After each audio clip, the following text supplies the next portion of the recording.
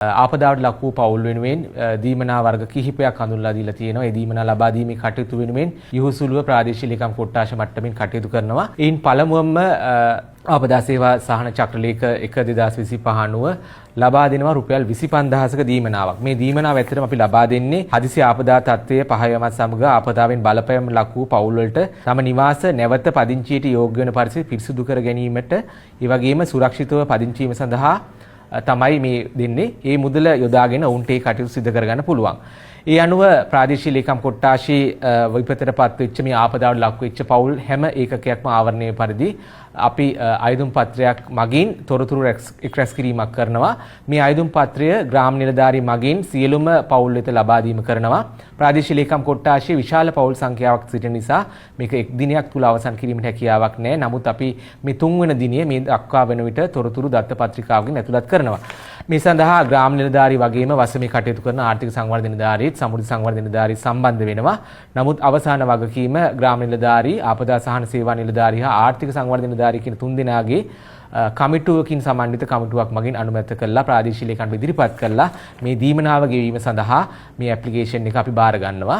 විශේෂයෙන්ම මේ ඇප්ලිකේෂන් එකේ තියෙන ප්‍රධානම කාරණාව මේ විපතටපත් වෙච්ච ආපදාවටපත් වෙච්ච පවුල් වල තොරතුරු ලබා ගැනීමේ මූලික දත්තපත්‍රය සකස් වෙන්නේ මේ අයදුම් පත්‍රය හරහා. ඒක නිසා මම සියලු දෙනාගේම ඉල්ලා සිටිනවා මෙම තොරතුරු පත්‍රිකාව ඉතාමත් නිවැරදිව සම්පූර්ණ කර අප වෙත ලබා දෙන්න. විශේෂයෙන්ම මේ පදනම් කරගෙන බොහෝ ඉදිරි දීමනා කටයුතු සඳහා මේ යොදා ගැනීමට අපිට සිද්ධ වෙනවා. එතකොට මේ අයදුම් පත්‍රය ඔබට ලැබෙන්නේ ග්‍රාම නිලධාරී හෝ වසමේ ඔබගේ නිවස පරීක්ෂාවට පැමිණෙන රජයේ නිලධාරියා මගින්. ඒ නිලධාරියාට ඒ අවශ්‍ය තොරතුරු ටික ලබා දීලා මේ පත්‍රිකාවෙන් දත්තපත්‍රය සකස් කර ගැනීමට අවශ්‍ය සියලුම තොරතුරු ඔබ වෙත ලබා දුන්නොත් අප ඉතාමත් යහුසුලුව මේ ගෙවීම් කටයුතු සිදු කරනවා. මේ වෙන විට ආපදාවට ලක් වූ කඩුවෙල කොට්ටාශයේ වසම් 38න් එක වසනාවක් සම්පූර්ණයෙන්ම අවසන් ගෙවීම් කරලා තියෙනවා. අද බොහෝ දුරට 60%කට ආසන්න ප්‍රමාණයක මේ දත්ත පත්‍රිකා ප්‍රමාණය අද ලැබෙනවා. ඒ අනුව හෙට සඳහා අඟහරුවාදා බදාදා කියන මේ දවස් 3 තුල ගෙවීම් කටයුතු අවසන් කිරීමට අපි බලාපොරොත්තු වෙනවා. විශේෂයෙන්ම දිස්ත්‍රික් ලේකම් කාර්යාලය ලබා දෙන උපදෙස් මත මේ ගෙවීම් කටයුතු සිදු කරන්නේ බැංකු ගිණුම් හරහා ඍජුවම බැංකු ගිණුම් මතින් ට්‍රාන්ස්ෆර් කිරීමයි හුවමාරු කිරීමක් සිද්ධ වෙනවා. ඊට අමතරව අවශ්‍ය අවස්ථාවලදී අපි ඊට ලිහිල් ක්‍රමයක් අනුගමනය කරමින් චෙක් පතකින් හෝ අවශ්‍යම තත්ත්වයක් මතුවොත් මුදලින් ගෙවීමක් සිදු කරනවා. ඒක නිසා මා ඉල්ලා සිටිනවා ඔබට දැනටමත් අයදුම් පත්‍රයක් ලැබී නොමැති නම් කලබල වෙන්න එපා. මේක ග්‍රාම නිලධාරී හෝ ඔබගේ නිවසට පැමිණ රජයේ නිලධාරියා මගින් තහවුරු කිරීමක් සහිතව මේ ඇප්ලිකේෂන් එක ලබාගෙන අප වෙත ඉදිරිපත් කරන්න පුළුවන්. වඩා වැදගත් කාරණාව නිවැරදි තොරතුරු ඉදිරිපත් කරන්න ගෙවීම් කටයුත්තක් සිදු කරන නිසා ඒවායේ නිර්වද්‍යභාවය ඉතාමත් වැදගත් වෙනවා. සුළු හෝ අඩුපාඩුවක් තිබ්බොත් ඔබට ප්‍රමාදයක් සිදු වෙනවා. ඒ වගේම අපේ කාර්යාලවලියත් ප්‍රමාදයකට ලක් වෙනවා. ඒක තමයි මට විශේෂයෙන්ම සඳහන් කරන්න තියෙන්නේ මේ ගෙවීම් සම්බන්ධයෙන්.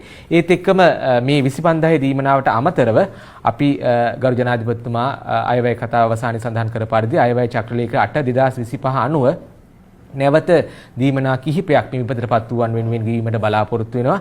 විශේෂයෙන්ම ආපදාවට බලපෑමට ලක් වූ නිවාසවල නැවත පදිංචියට අත්‍යවශ්‍ය මුළුතැන්ගේ බඩමුට්ටු ආදී මිලදී ගැනීම සඳහා එක් නිවාස ඒකකයකට එක්වරක් පමණක් ගෙවන දීමනාවක් ගෙවීමට බලාපොරොත්තු වෙනවා.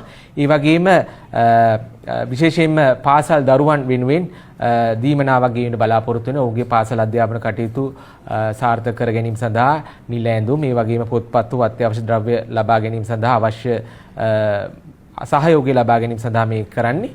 ඒ වගේම ගංවතුර හා නායෑමෙන් තම පදිංචි නිවාස අහිමි වූ පුද්ගලයන් සඳහා සාමාන්‍ය ආපදා සහන සේවා කටයුතු යටතේ අපි සිදු කරන ලබන තක්සේරුව ඒ කාර්යම් සිද්ධ වෙනවා.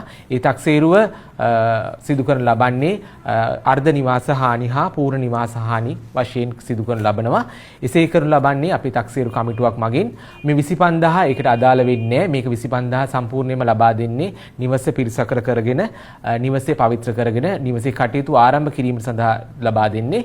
ඊට අමතරව ඔබේ නිවසට යම්කිසි ආකාරයකට හානියක් සිදු වෙලා තියෙනවා නම් ඒ හානිය එක්කෝ අර්ධ හානියක් වෙන්න පුළුවන්, නැත්නම් පූර්ණ හානියක් වෙන්න පුළුවන්, නැත්නම් නිවසමට වෙච්ච හානියක් වෙන්න පුළුවන්. මේ කුමන ආකාරයකුණත් තක්සේරු කිරීම කටයුතු සිදු කරනවා. විශේෂයෙන් කඩුවෙල් ප්‍රාදේශීය ලේකම් කොට්ටාශයේ විදිහට සැලකුවොත් පවුල් 13000කට ආසන්න අපි බලාපොරොත්තු නිවාස ඒකකත් ඒ හා සමාන ප්‍රමාණයක් තියෙනවා කියලා.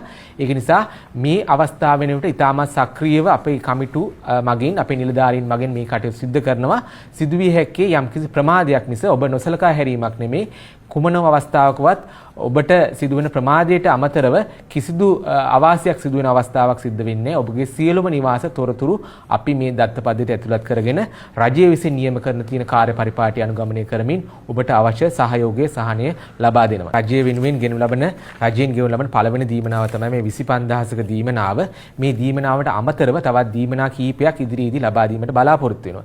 එතකොට අපිට මේ දත්ත පද්ධතිය අපි ආපදාවට ලක්ව ඇති නිවාස හා පවුල් සම්බන්ධයෙන් අපි සාමාන්‍ය වාර්තා කිරීමක් සිදු කළේ මේ දත්ත පද්ධතිය සකස් කර ගැනීම හරහා තමයි ඉතාමත් නිවැරදි තොරතුරු අපිට ඒකරාශී වෙන්නේ. ඒක නිසා ඔබගෙන් ලබා ගන්නා මේ පළවෙනි අවස්ථාවේ ලබා ගන්නා අයදුම් පත්‍රය නිවැරදිව සම්පූර්ණ කර දීමෙන් මේ දත්ත පද්ධතිය සාර්ථකව ආරම්භ කිරීමට අපිට හැකියාවක් ලැබෙනවා.